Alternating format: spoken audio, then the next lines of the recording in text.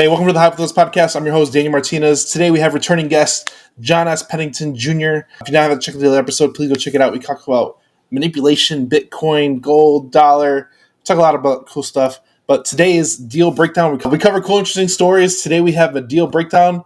John, what is your deal breakdown? A cool, interesting story that you have for us today?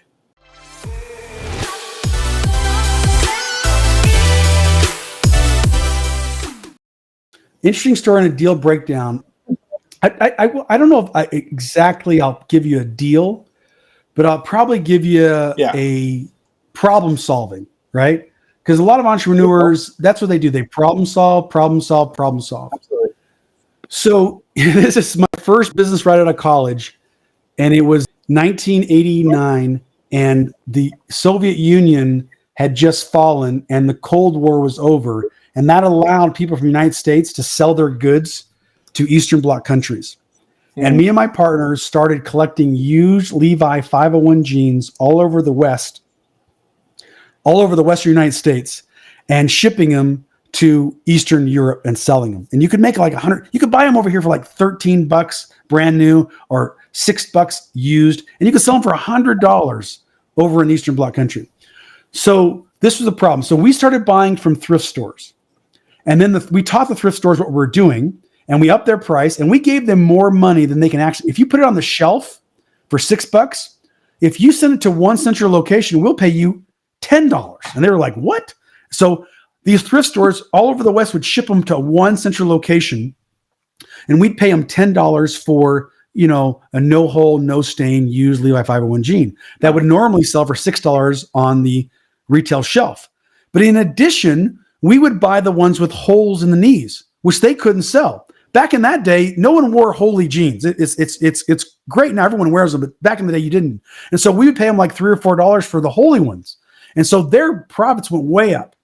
And so after a while, they started letting we taught them all this. They started letting competitors come in from Los Angeles and buy the jeans away from us. And so we were really mad at the moment. We were really mad. We felt betrayed that we had taught you, the thrift store, something, how it worked, and then you used that knowledge to hurt us. So we decided, listen, forget the thrift stores. In the pit of despair, we decided to problem solve. And so we started advertising in newspapers to the public. We buy used Levi 501 jeans. If you need $10 and your Levi's don't fit, bring them to us and we'll pay you $10 cash. Holy ones, $4. And we started buying more jeans than we could. And we ran out of money that one. We had one weekend, we ran out of money. We sat there and just paid jeans. People were lining up the door, jeans, ran out of money. And so then we decided to go all over the West. So we would go to, let's say, Topeka, Kansas. And we would advertise 3 days only, come to the mall. We're buying used Levi 501 jeans and jackets up to $10. Holy ones, blah, blah, blah. Come see us. And the week we advertised on the radio, that 2 weeks we advertised on the radio, we would go in early and we would talk to all the thrift stores, all the consignment shops, and all of the pawn shops. Mm-hmm. And we said to the pawn shop owners and the consignment shop owners, listen, when we leave here on Monday morning, we want you to continue buying jeans from the public.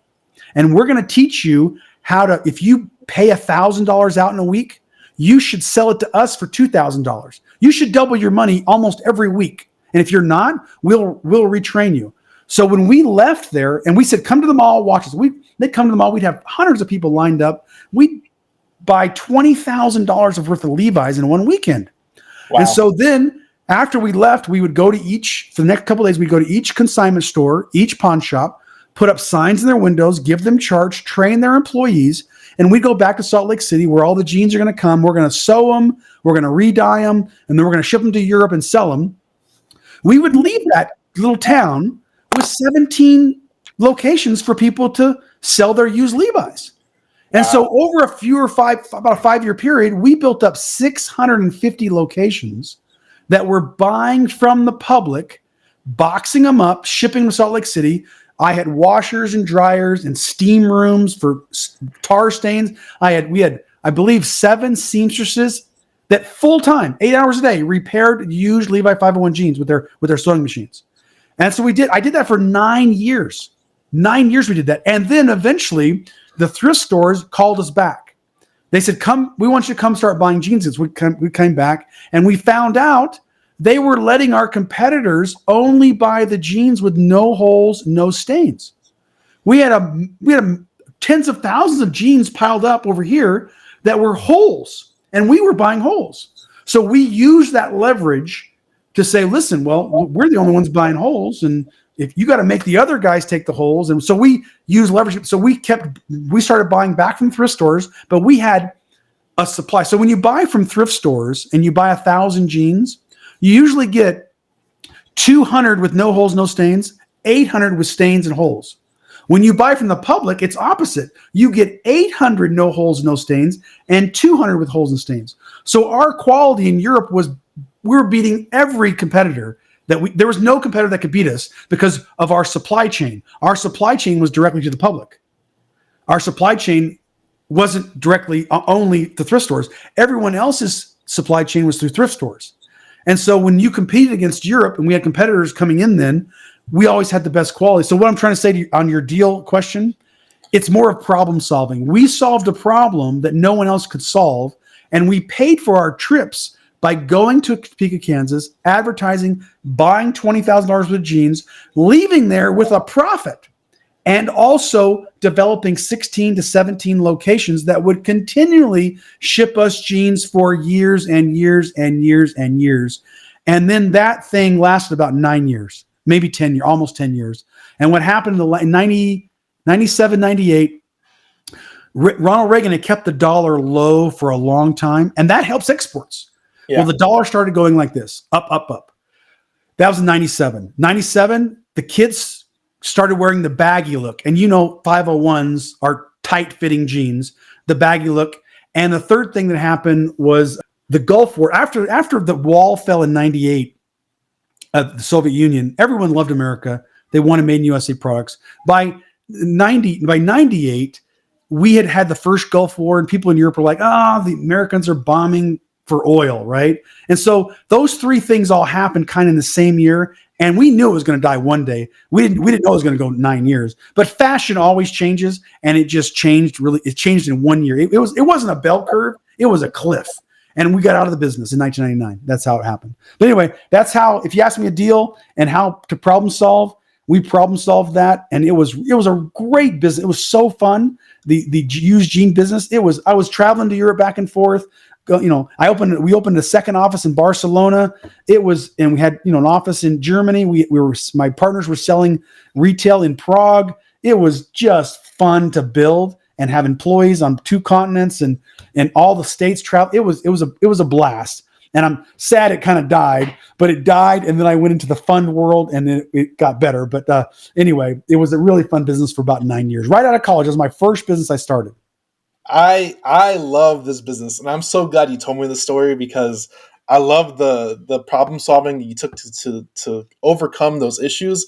And you having offices in Prague and Europe and Germany and Berlin, like, that is insane. Flipping jeans. That is really insane. I know. It's crazy. Yeah. I love that you told me that story. I don't know when the last time you told that story was, but I'm glad you shared it here, because I think that's an amazing story. And I don't know, man. That is so cool, because it's arbitrage. Arbitrage is great. Right. Yeah. And you find where you can buy low and sell high. Simple form of business. Yeah. And I think exactly. Killed it. Hey man, I gotta go, but thank you. That's been really good catching up with you again. And good luck to you in your enterprise. Appreciate you.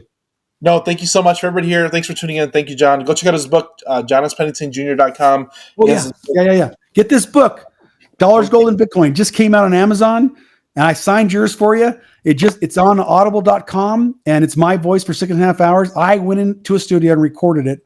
So you can speed it up, do whatever you want. But audible.com, amazon.com, Dollars, Gold, and Bitcoin. And I have a chapter in here that's called Blue Jeans to Billions, and it talks about the